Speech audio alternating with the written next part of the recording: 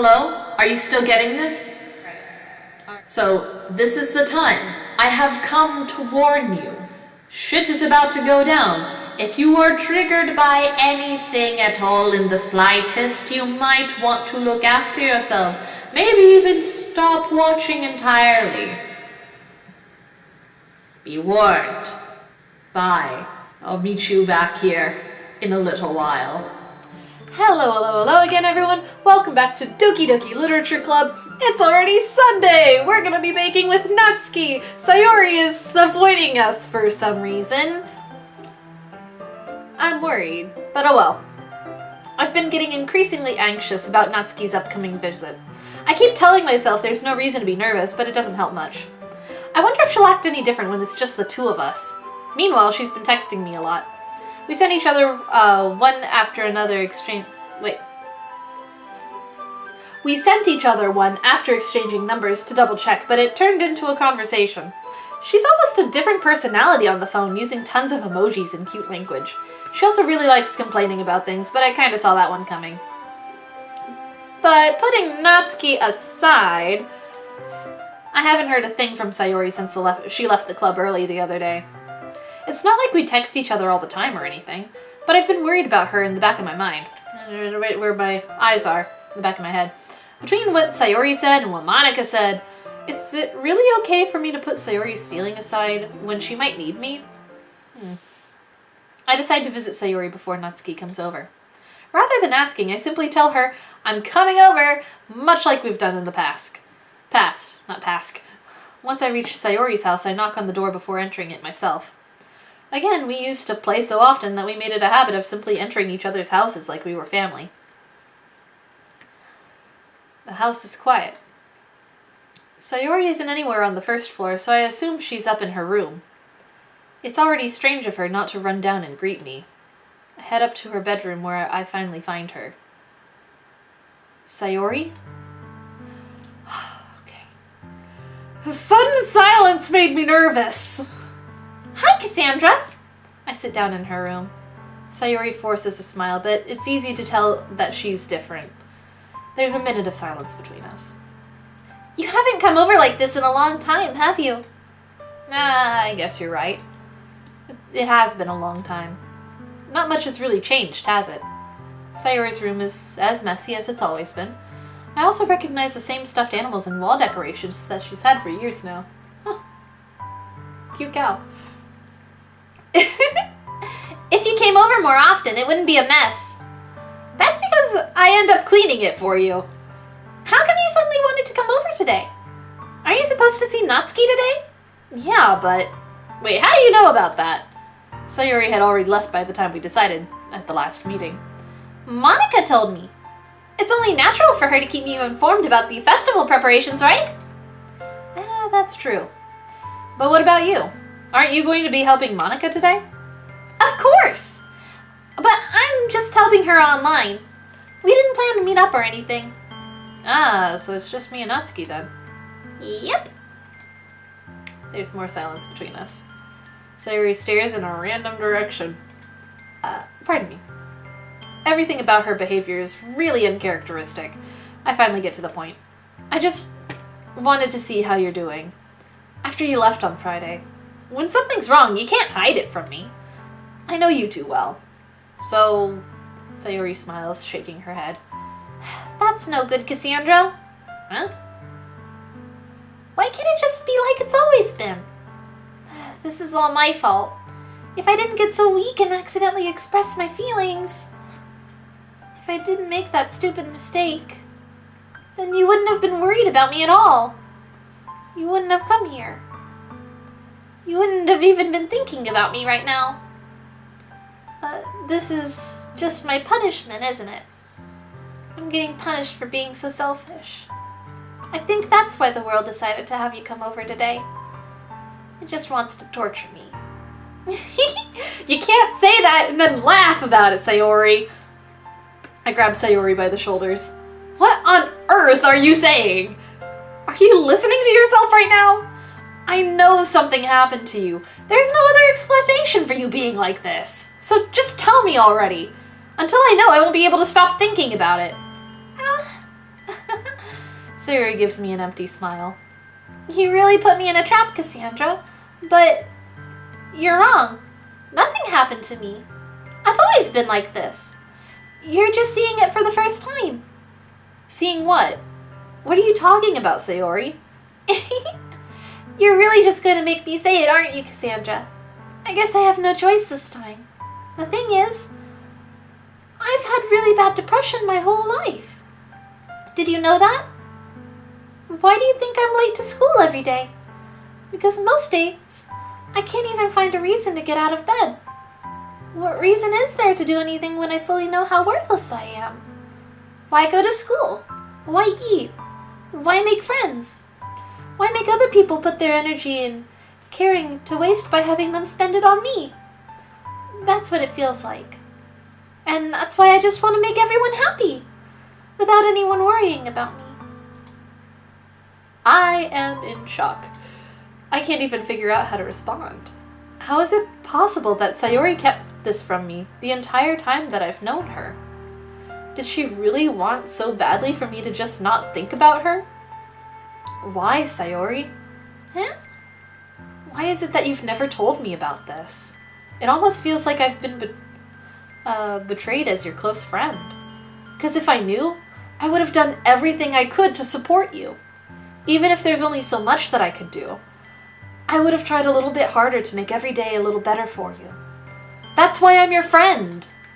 All you had to do was tell me. You don't understand at all, Cassandra. Why do you think I didn't tell you? Because if I told you, then you would have to waste effort caring about me instead of doing important things. I don't want to be cared about. It's bittersweet when people try to care about me. It feels nice sometimes, but it also feels like a bat being swung against my head. That's why I wanted so badly for you to make friends with everyone else. Helping everyone be happy together is the best thing for me. But then I discovered something else too. Seeing you make friends and get closer with everyone in the club, it feels like a spear going through my heart. So that's why. That's why I decided the world just wants to torture me. Every path leads to nothing but hurt. You're right that I don't understand. I don't understand your feelings at all, Sayori. But I don't need to understand. Whatever it takes for me to help you stop hurting, that's what I'll do. No, Cassandra. There's nothing. Nothing at all. The only thing that could have helped is if everything could be like it always was. But I was selfish. I finally showed you what a horrible person I am. Tears streak down Sayori's face. I made you join the literature club because I was selfish. And I was punished by my heart hurting in a way that I couldn't understand. And now you came here and I made you hurt too. I'm just weak and selfish. That's all I am. And that's why I'm going to accept these punishments. Because I deserve every last one. Without thinking, I once again grab Sayori's shoulders. This time, I pull her into a tight embrace. Cassandra!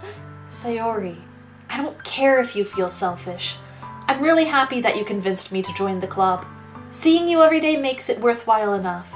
If I make friends with everyone else, then that's just a bonus. But please, never underestimate how much I care about you. I wouldn't have it any other way. Cassandra! Sayori isn't hugging me back. Despite my arms being wrapped around her, Sayori's arms remain at her sides. She starts sobbing next to my ear. No! Don't do this to me! Please don't do this! Cassandra, Sayori barely manages to speak between her sobs. I don't know if I'm doing the right thing, but all I want is for her to know that I care. If you have it in you to call yourself selfish, then you have to let me be selfish too. No matter what it takes, I'll figure out what needs to change. I'll make these feelings go away. And if there's anything you need me to do, then you'd better tell me. I'll get mad if you don't. I don't know. I don't know. I don't know. Sayori finally puts her arms around me in return. I don't know anything. It's all really scary. I don't understand any of my feelings, Cassandra. The only time I'm not feeling nothing is when I'm feeling pain. But your hugs are so warm. And that's really scary too. Sayori lets me go. As she does, I let her go as well. The festival is tomorrow. Yeah. It's going to be fun, right? Yeah. How would you like for me to spend it all with you? It's what I want. I promise. I think that would be nice then. Yeah.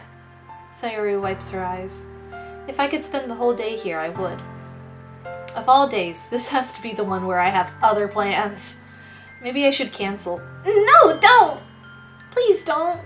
If you did that, then I really wouldn't forgive you. But it's almost time for Natsuki to meet me at my house. At the very least, do you want to come along and help out? It would be fun. To my surprise, Sayori shakes her head. I'm sorry. I don't know if that would be very good for me today. You understand, right?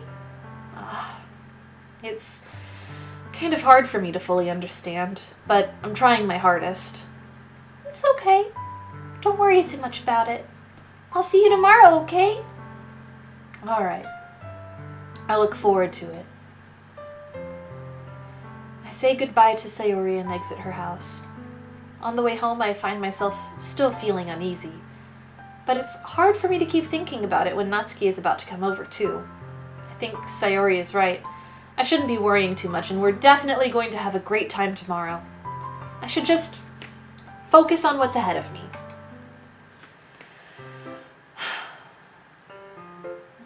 That was heavy. I spend only a few minutes back at home, anxiously awaiting Natsuki's arrival. Before I know it, she texts me to let me know she's outside the front door. Without delay, I open the door to let her in. Aw, she's cute. What's up? Hey. I don't know what I was expecting, but seeing Natsuki in something other than her school uniform totally threw me off. Seeing her in such cute clothes makes the uniform seem totally unfitting in comparison. Jeez, don't make it so awkward already. It's gonna be a long afternoon, so don't just be weird just because you're not used to seeing me outside of school. Anyway, I'm coming in. I see you brought a lot of stuff. Natsuki is carrying a large bag that is probably full of baking supplies, just guessing. Well, I didn't want to come all this way to find out that your kitchen isn't equipped for the job. You bought everything I asked you to, right? Yeah, I did. Yesterday, Natsuki asked me to buy a bunch of random ingredients I didn't have already at home. Good! Glad I could count on you to do your part. Well, of course. I'm surprised to hear Natsuki suddenly say that rather than something snarky like she usually does.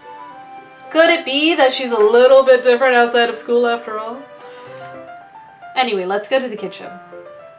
What, you're not gonna offer to take this heavy bag from me? Where's your hospitality, Cassandra? Come on. Since when did I need to be a gentleman? I grab the bag Natsuki holds out to me. This is ridiculously heavy. I carried that all the way here. Are you impressed? I see now. Yeah, I'm impressed, Natsuki. You did good. You're strong. You're a strong girl. It seems that I always underestimate you. It's because I'm so small, isn't it? You jerk. Natsuki hits a fist into my chest. Boom. Hey. Your size has nothing to do with it. Do you really hate being small that much? She's fun-sized. And you know what they say about fun-sized people? They are full of rage. It's not like I hate it. I mean, sometimes I like proving people wrong when they only think that I'm worth my size. It's fun when I get to be small and also better than other people. But, geez, never mind. What are you making me say? Don't think you can make me talk about weird things just because we're not at school. Are we getting started or what? There's a load of stuff I gotta teach you. What? That's a little bit more like you. You're more fun when you just speak your mind like that. Hey! Now you are treating me like a kid. I was just trying to be a little nicer to you, you know? And just because I don't have a mature and sexy figure like Yuri doesn't mean you should treat me like...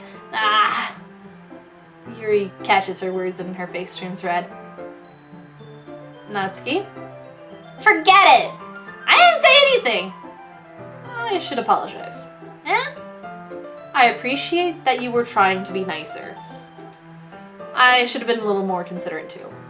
But also, if that's what you're thinking, then you should know there are tons of guys who are into body types like yours. Like, wait, sometimes a little bit too into body types like yours. How would you know that anyway? Just trust me on this one. Gross. Hey! Was that me? Who else? Man, let's just get this started already. You get all sour when a girl calls you gross. I finally found your weakness, Cassandra. Natsuki smiles deviously.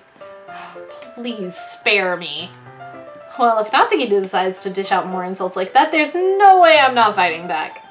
But she's satisfied enough for now, finally starting to pull things out of her bag so we can get started. Before long, the whole kitchen is a mess. Spoons, dirty bowls, flour, spilled fluid, plastic bags are strewn about every countertop.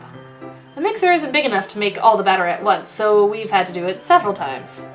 Meanwhile, Natsuki is babysitting all my movements to make sure I don't mess up her precious baking. Cassandra, where did you put the food coloring?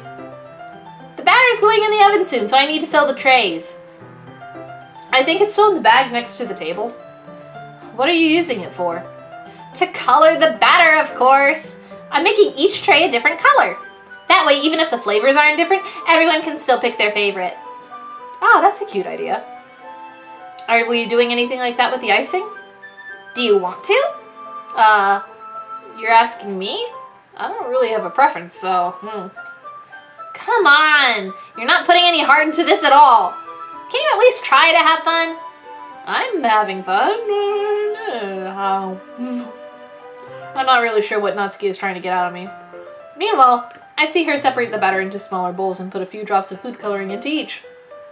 Ah, that does look pretty cool. See? It's not like baking is just about following instructions. The presentation is where you get to be creative and have the most fun. It's a million times more worth it in the end if it, just looking at it makes everyone's eyes lighten up. Like the ones you made on my first day, huh? I recall Natsuki proudly presenting her cat-shaped cupcakes. And Sayori and Monika's delighted expressions. I wonder if I can make Natsuki proud like that too. Yeah. Maybe I will use the food coloring then. Yeah! Sounds like you're starting to understand. Just make sure you completely finish mixing the icing before you mess with the food coloring. Yeah, it's getting there. We were using the electric mixer for the batter, so I got stuck with a whisk and a huge bowl for the icing. Huh? The icing's still lumpy! Are you even trying? Well, yeah, I'm not good at this. It'll just take a little longer. Jeez, I'll be here all night if you do it like that. Here, look. Natsuki grabs the whisk from me and uses her other hand to tilt the bowl back. You really need to beat the crap out of it! After a few seconds, the consistency of the icing has already improved. See? It's like beating your mug. As if to emphasize, Natsuki sticks a finger into the icing and pops it into her mouth. I reluctantly start to do the same. Hey! Natsuki suddenly grabs my wrist. I don't want your gross fingers in my icing. Your icing, huh? Are you forgetting who did all the work? I start to fight back, trying to inch my finger toward the bowl. Don't make me beat the crap out of you next. I'd like to see you try. I push harder, just enough for my finger to reach the icing. I triumphantly scoop some with my finger just as Natsuki tugs with all her might.